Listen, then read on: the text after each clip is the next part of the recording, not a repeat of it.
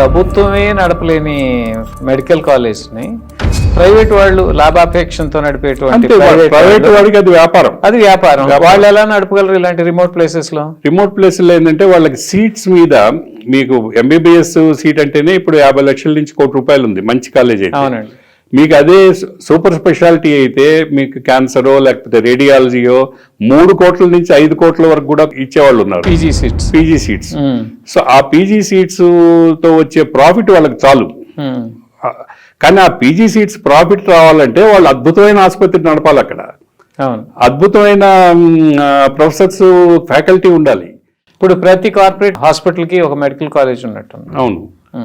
ఇక్కడ గవర్నమెంట్ కి చెప్పే లెక్క ఒకటి, వాళ్ళు వసూలు చేసే ఫీజు వేరే. అది వాస్తవం. అది అన్ని దగ్గర నేను అబ్జర్వ్ చేశా, నేను ఎక్స్పీరియన్స్ చేశా కాబట్టి చెప్తున్నాను. మెడికల్ కాలేజ్లో సీట్కి వెళ్ళినప్పుడు మీరు మొత్తం థరో చెకింగ్స్ అవుతుంది. మీకు మీ మొబైల్స్ తీసి పెట్టాలి, బయటే పెట్టేయాలి, me any gadgets, nothing is allowed. Pen కూడా అలౌ చేయరు. వెళ్ళి మేనేజ్మెంట్ దగ్గరికి వెళ్తే అక్కడ బేరసారాలు జరుగుతాయి.